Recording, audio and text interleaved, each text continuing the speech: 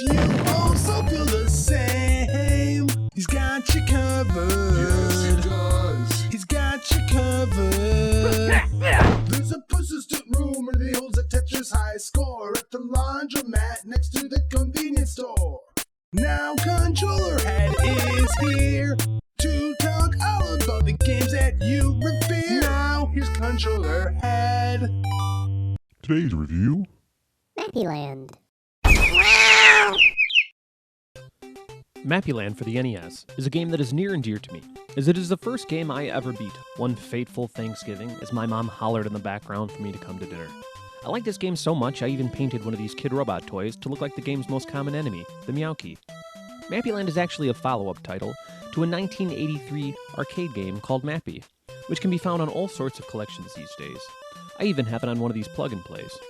According to Wikipedia, the name Mappy is derived from a Japanese slang term, mappo, which is apparently a derogatory way to refer to a police officer, which I guess makes sense because Mappy is supposed to be a police mouse.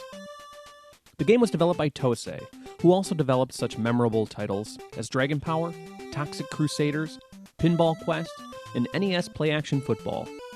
It was published by Namco in 1986 in Japan, and Taxon in North America 3 years after that.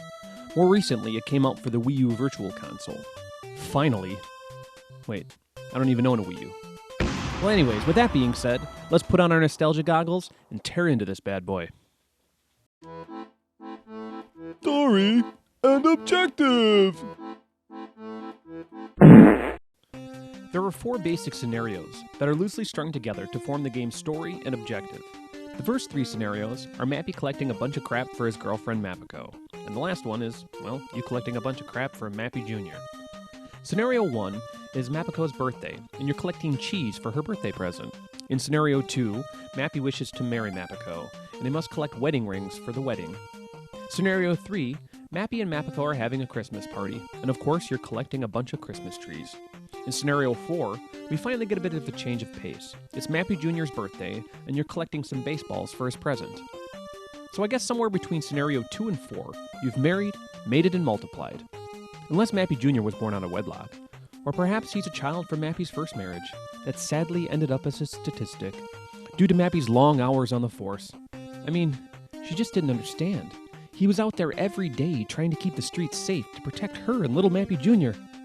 Anyway, after completing Scenario 4, you basically start back at the beginning. One thing that always bothered me about this routine is, why the heck do you need to collect so much baseballs and bling? I mean, wouldn't one baseball suffice for a birthday present? And isn't it traditional to just give your bride one wedding ring? On top of that, if you're late, Mappico gets all testy with you, like she doesn't even want to marry you in the first place.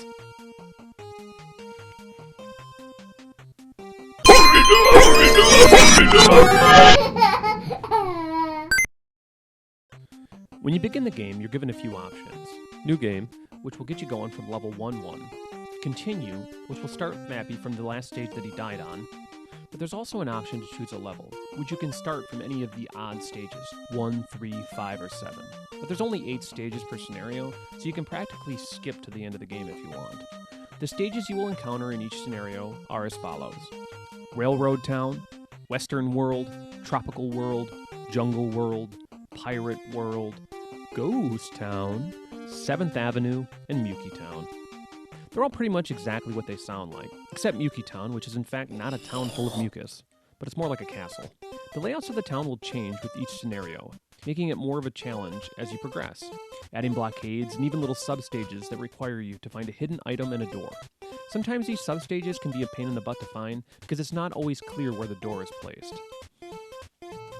You encounter 2 basic enemies in the game, the Meowkies, which are the cats that I mentioned before, and there's also Nyamko, who's kind of like the fat cat of Mappy Land. He changes his look depending on which stage you're on, which I think is pretty cool. There's also like these birds, which are not much of a threat. The gameplay is pretty straightforward for the most part. Mappy runs through the various levels, collecting the corresponding items, goes to the end of the stage, opens a door or lowers a bridge to move on to the next stage. There's no bosses or anything, but things really do speed up and become more of a challenge as you progress through the game. One of the main things that was brought to Mappy Land from its arcade ancestor is the game's central mechanic, which are these trampolines that change color as you jump on them, which eventually they'll disappear from underneath your feet, causing you to fall to your death. The trampolines are used to get to the different platforms. You are also impervious to your foes while jumping on them. As far as controls, the start button pauses and shows you the high score. The B button jumps, and the A button is what you use for your weapons. There are a few weapons that you can collect throughout the game. Toys, which will attract the Meowkies, and they'll just hang around and dance for a while. Gold coins, which actually look nothing like gold coins, do the same thing to Nyamko as the toys do for the Meowkies. Pots, which will make the Mewkies faint. And fish, which I think is the best weapon, you basically just hurl them across the screen, and the Mewkies and Nyamko will chase after it. There's also some pretty cool weapons that are built into the stages. There's pulleys, which will sling you across the platforms, kicking Nyamko and the Mewkies right in their fat faces. Punching bags, which take a note from classic cartoons and will just knock the cats around comedically. Horizontal bars, which are kind of like a trapeze, again launching you into the faces of your foes. Sticks, which will allow you to hit the enemies on the above platforms, right where the sun don't shine. Bowling balls, which make the cats the pins. Fireworks, which make Kitty go boom. And finally, there's flashlights, which are used only in Ghost Town. This acts sort of like a microwave emitter that disintegrates your foe. If you check the top of the screen, you can see all the basic info, like your weapon supply, which stage you're on, and what your high score is.